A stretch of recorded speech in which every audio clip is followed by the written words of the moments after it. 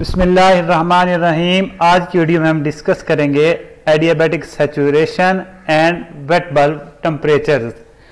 तो ये आर्टिकल मैं 2 to 3 वीडियोस में कवर करूंगा। तो आज की वीडियो में हम देखेंगे कि एडियाबैटिक सैचुरेशन टेम्परेचर क्या होता है और इसकी हमें ज़रूरत क्यों महसूस होती है। सबसे पहले हम देखते हैं कि एडियाबैटिक सैचुरेशन टेम्परेचर का आखिर मीनिंग क्या है।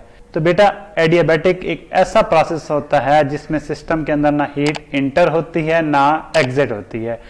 No heat enters or leaves the system, तो उसको हम कहते हैं एडियाबैटिक। सैचुरेशन का मतलब है to reach its maximum value, यानी एक चीज के अंदर मैक्सिमम जितनी कैपेसिटी है उतना वो उस लिमिट को टच कर जाए। अब यहाँ पे हम एयर कंडीशनिंग की बात कर रहे हैं, तो एयर के अंदर हम वाटर वेपर ऐड करवाते रहेंगे और इसकी मॉइस्चर कैपेसिटी बढ़ती जाएगी, इसकी रिलेटिव ह्यूमिडिटी बढ़ती जाएगी यहाँ तक कि ये सैचुरेशन तक पहुंच जाए। सैचुरेशन पे इसकी रिलेटिव ह्यूमिडिटी हो जाएगी 100%।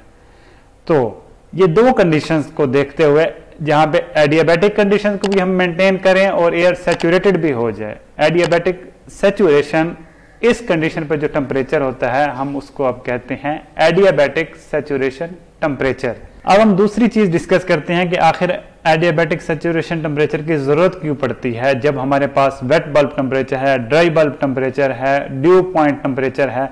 तो आखिर ये नया स्यापा शुरू करने की क्या जरूरत है।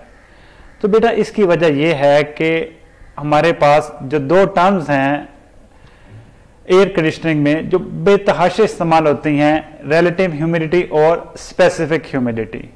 अगर आप इनके रिलेशंस देखें तो इनको निकालना, इनको कैलकुलेट करना काफ़ी लेंथी काम है। अगर आपने रिलेटिव ह्यूमिडिटी निकालनी है तो इसके लिए आपको स्पेसिफिक ह्यूमिडिटी चाहिए, और अगर आपको स्पेसिफिक ह्यूमिडिटी चाहिए तो आपको पहले रिलेटिव ह्यूमिडिटी निकालनी पड़ेगी।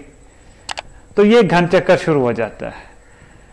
डेली लाइफ में हम प्रैक्टिकल केसेस में ज्यादा डील कर रहे होते हैं मोस्ट कॉमन वेरिएबल्स प्रेशर और टेम्परेचर के साथ। तो हमारी ख्वाहिश होती है कि हम रिलेटिव ह्यूमिडिटी और स्पेसिफिक ह्यूमिडिटी को इन टर्म्स ऑफ टेम्परेचर और प्रेशर डिस्क्राइब करें।